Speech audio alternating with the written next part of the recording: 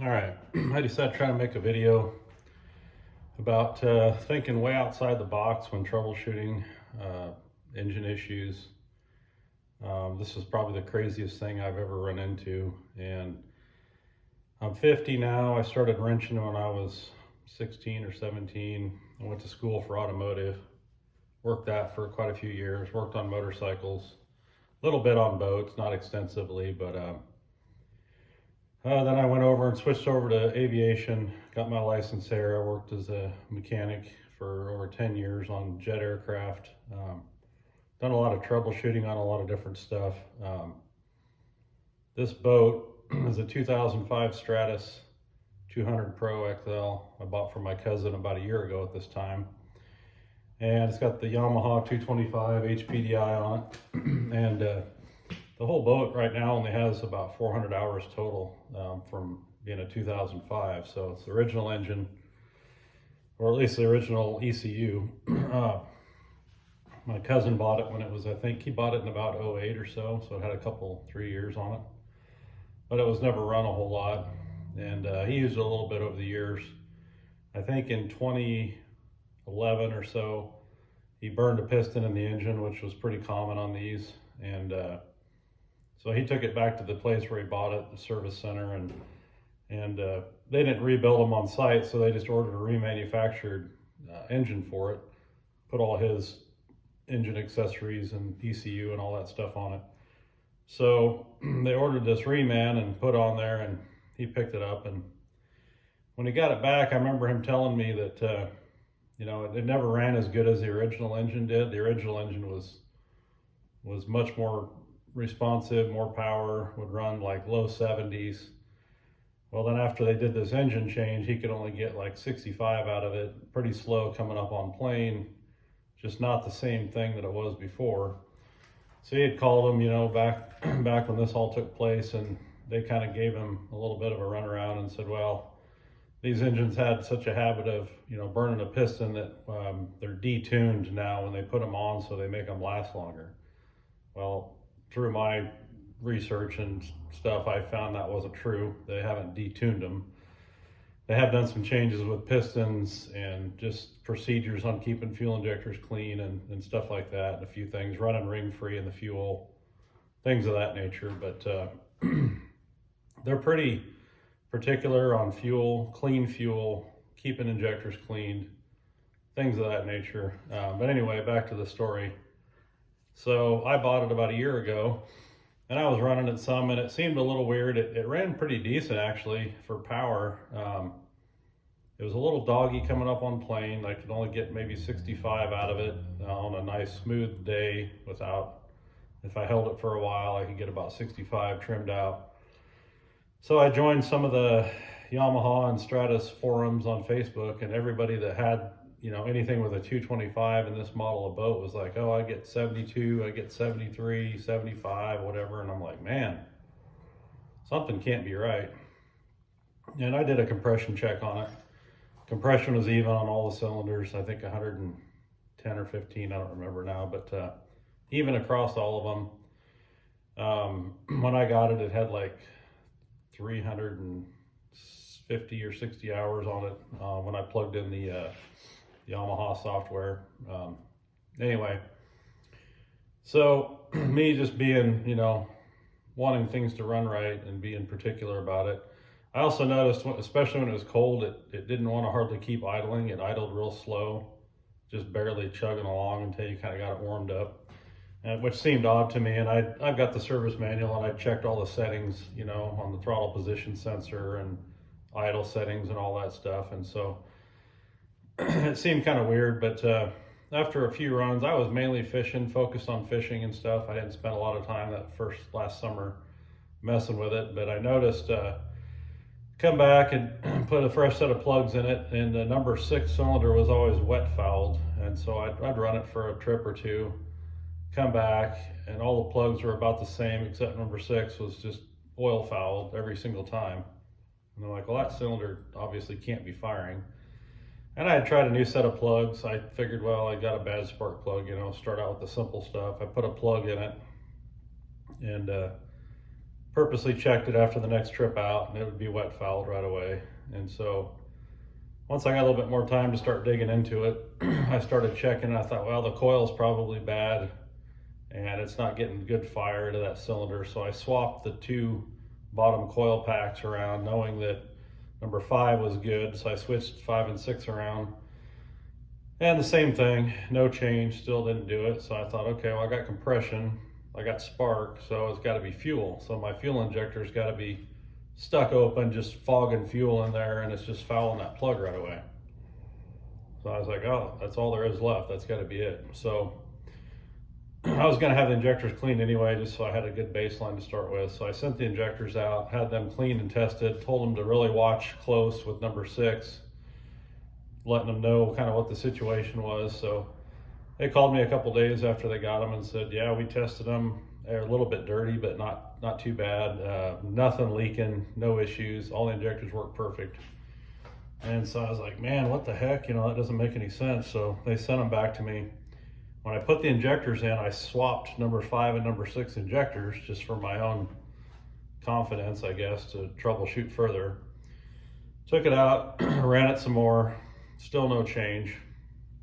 And I'd gone through, I kind of was putting a new plug in almost every time just to make sure I had a good plug in there, and each time, and still no difference. So I kind of started doing a little troubleshooting, a little bit of research online, and some people were saying, well, if your fuel pump, the diaphragm fuel pumps on the side of the motor start leaking, the bottom one, it'll draw fuel right into that port and it'll flood that cylinder. So I'm like, oh, that's got to be it. So bought a couple new Yamaha diaphragm pumps, put on there.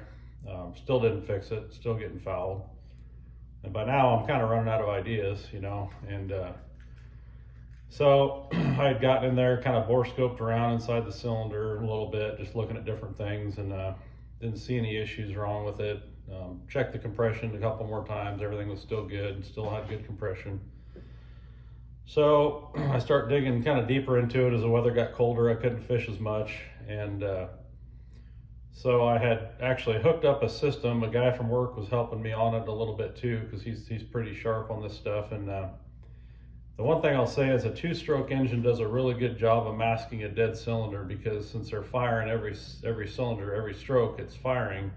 When you have a dead cylinder, it's covered up pretty good. You don't get the shaking and the stuttering like you do with the 4-cycle. So, but I knew that cylinder couldn't be firing because it was always wet fouled. So I actually hooked up a deal where I got a Noid light from the guy at work and hooked it into the fuel injector so I could see it flash when it was firing. I put a compression gauge on it so I could watch that, and I put a spark gap tester on there, and I turned the video camera on, cranked it over, and then that way I could put it in slow motion on my phone and compared it to other cylinders, and everything was firing, and the fuel injection, the spark, the compression, everything was hitting at the correct time. And I'm like, how the hell can you have compression, fuel, and spark, but no boom, no energy? And I figured that's got to be what's causing the motor to not perform like it should, you know, like everybody else talks about how they perform. So, and like it did when he first got the boat. So I'm kind of running out of ideas. I was about ready to take the engine off and send it out to have it checked out. I was going to send it down to Hydrotech and let them put it on a dyno where they could run it at full speed, full RPM, and really sit there and dig into it and figure out what was going on, because I was totally baffled.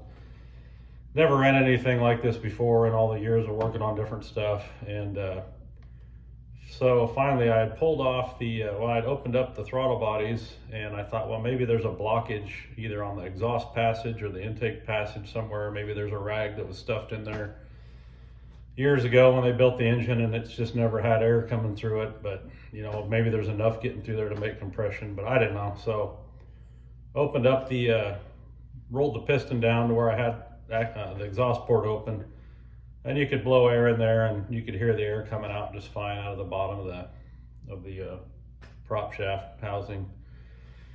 And so then I thought, well, I'll check the inside of it. So I sprayed like starting fluid in through the throttle body with it held open, shot some ether in there, and I had a bore scope in the spark plug hole, and you could see a little bit of a mist coming in there. So I'm like, well, that's open, that can't be it. So finally, basically at my wit's end, I decided to pull the reed block, throttle valve, throttle bodies off the front of it, and take a look back in there on the bottom side of the crankshaft with a bore scope. And so as I was looking around in there, kind of comparing the number 6 to the number 2 or number 4, the one above it, and then I finally saw it, and I was like, holy crap, I cannot believe this is actually what the deal is. And so what it turned out to be, to make a short story long, is it actually had the wrong piston installed in it. When the company did the remanufacture on the motor, they actually put a starboard piston. You can see it has an S on it there on the bottom. They put a starboard piston on the port side of the engine. So this would have been fine in 1, 3, or 5, but in number 6, it doesn't work. So the issue is these port cutouts don't line up right. These cutouts don't line up quite right.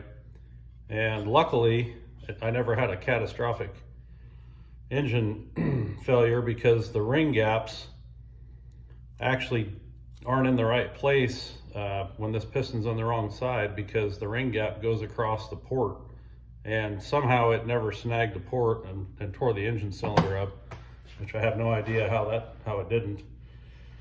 But with the bore scope, I could see like the stains in the cylinder, the cutout wasn't matching up, and then I go to the cylinder above it, and number 4, everything was perfect, the holes were all matched up fine, and I was like, oh, I finally figured it out, like after all this time. So I was able to pull the head off, and since I already had the reed cage out of the front of it, you could see the connecting rods from that end, and I was able to unbolt the rod, push the piston out. It barely cleared I didn't have to take the engine off of the assembly, but it just barely cleared to come out of there.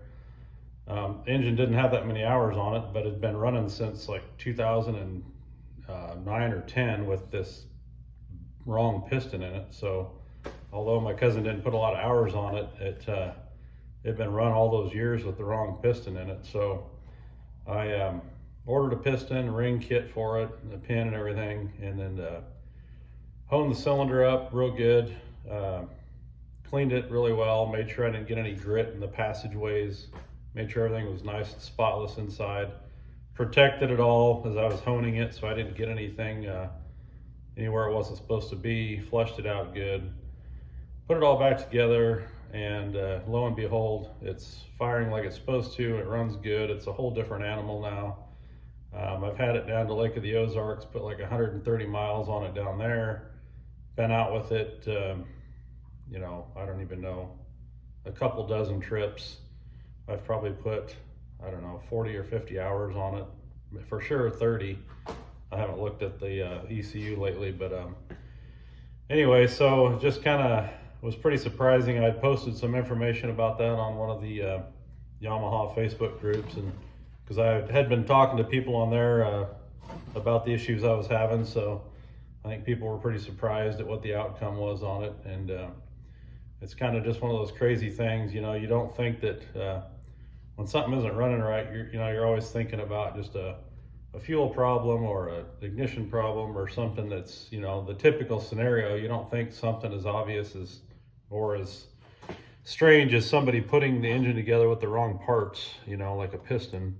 And I should have saw it earlier. The piston had a ton of crud and stuff on the top, and so when I was bore scoping in there, I really wasn't paying much attention. You really couldn't see the markings all that well on it, and I was kind of blind to that because I was expecting it to be something totally different, not the wrong piston, of all things. So anyway, that was a huge thing.